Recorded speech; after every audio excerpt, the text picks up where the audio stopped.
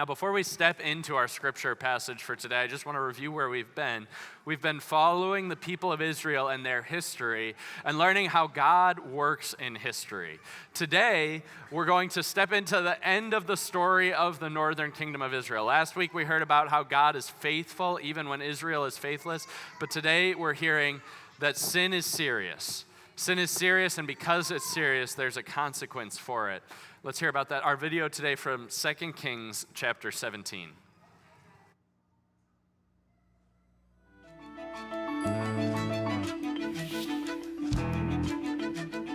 King Hoshea was another evil king in the long line of evil kings of Israel. He would also be the last. In Hoshea's 9th year as king, the king of Assyria captured Samaria and Israel, put King Hoshea in prison, and moved all of the Israelites to Assyria. The kingdom of Israel was destroyed. This happened because of the sin of the Israelites. God brought the Israelites out of the land of Egypt, freeing them from slavery. He performed powerful miracles for them and took care of them. He gave them instructions, including a commandment to worship Him alone. But instead of worshiping God alone, they worshiped other gods. They acted like the people who once lived in the land the Lord gave them. They created altars to other gods and burned incense to them on every high hill and under every green tree. They did evil things, just like the nations who lived there before them. God warned His people over and over through prophets. He said, "Turn from your evil ways. Keep my commandments and the law sent to you through the prophets." But the people did not listen. They were stubborn, like their ancestors. They rejected God and the covenant He made with the people at Mount Sinai. They followed worthless idols. As the people ignored God's warnings over and over, God became very angry. He rejected them, removed them from His presence, and handed them over to the nation of Assyria. The king of Assyria moved all their Israelites out of the land and brought in foreign people to live in Israel's cities. The kingdom of Israel was destroyed. Only the tribe of Judah remained. The kingdom of Israel was destroyed because of their sin. We all sin against God and deserve death, but God sent Jesus to die in our place. Because of Jesus, those who trust in Him will never be removed from God's presence. So today, that's what we're going to be talking about. We're going to be talking about the fact that sin is serious, and yet sin can't stop God. It doesn't stop God's plan from being carried out. It's serious, but it doesn't stop God's plan. And in order to do that, we're going to kind of unpack this a little bit, because this isn't a story that you hear all the time. This isn't your typical Sunday school story. And so we're going to talk about the sin that the people of Israel committed, how that relates to our lives, what that sin actually is, and how God took it seriously enough to give it a consequence. So what is the sin? The sin that they were committing is they were bowing down to foreign gods, right? They were worshiping other things. And I think most of you here are probably like, that's not really a temptation that I face all the time. If it is, then it's easy to sympathize with them. If it's not, we have to look, I think, a little bit deeper at what they were doing. The reason they're bowing down to foreign gods is because they're afraid of things that aren't God, or they love other things, or they're trusting in other things that aren't God. So what does that look like in the lives of an ancient person? Well, it looks like maybe I really want to make sure that I can provide for my family.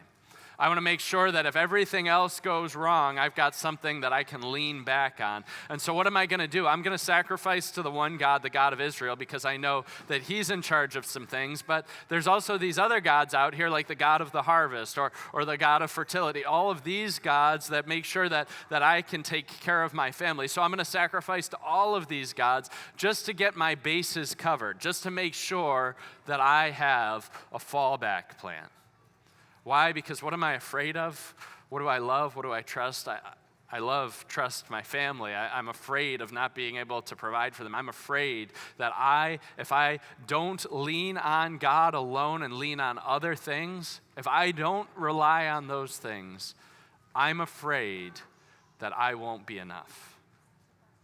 And I think when we think about it that way, well, maybe that is something that we struggle with. Maybe I've been afraid that I won't be enough too. Maybe I've loved other things or trusted in other things other than God. And it's not to say that I can't have a job or plan for retirement or make smart decisions, but it's to say that even when I'm doing all of those things, I need to be checking myself that I fear, love, and trust in God above all else. Because what we see in the story is that sin has serious consequences. Right? And the consequence for the kingdom of Israel is that they're kicked out. There's actually a punishment for sin that they don't get to belong in the land. Which I think is difficult for us because sometimes if we look at this story, we see, okay, that's a really bad thing. Are all of the bad things in my life a consequence of sin? Am I being punished when the diagnosis comes? Am I being punished when a family member gets sick? Is that a punishment of God?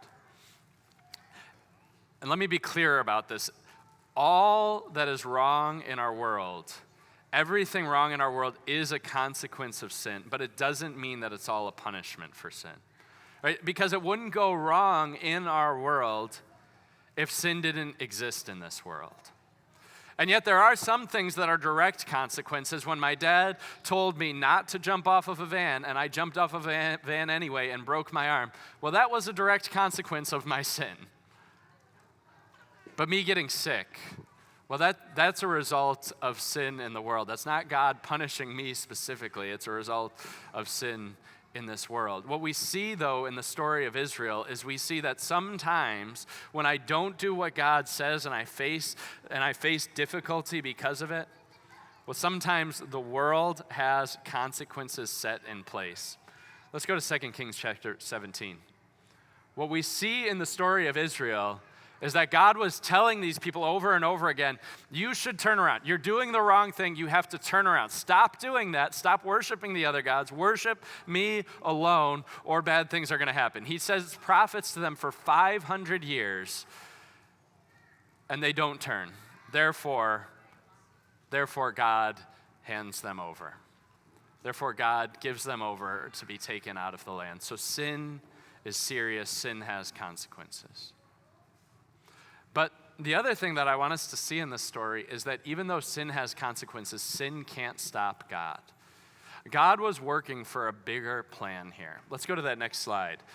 If you look on the left, sorry, this is a little bit of a teaching sermon, but if you look on the left, you see the northern kingdom of Israel. So just to get straight what actually happened in this passage, there are 10 tribes that are the northern kingdom. That's one nation. And then there are the 2 tribes that are the southern kingdom. Southern kingdom's still there. We're just talking about the northern kingdom today. So what Assyria did is they came in and they took the northern kingdom out of the land. They had them intermarry with a bunch of other different people. They put new people back into the land. So the northern kingdom's gone. They don't exist anymore. Their ethnicity is gone by 700 BC. They are no more. But what God does in this big plan that he's working out is he actually brings other people to this land. And the amazing thing is that these other people who have their own gods actually start worshiping the one true God, along with all of these other gods. And if you know your New Testament history, maybe you've heard the word Samaritan. If not, I'll tell you what the Samaritans are. They're those people who are living, if you look at the right, in that little blue part. Those are Samaritans. They're the people of Samaria who come from this story. They're other people who moved in with other gods who learned to worship the one true God. This is the amazing thing that God does with sin. Even though the sin was broken, even though the sin was terrible and there was a consequence for it, God even works through the sin to carry out his plan. And in the New Testament, there's this beautiful passage where Jesus is in that blue part in Samaria at a well with a woman who would have had nothing to do with the God of Israel if it hadn't been for their sin.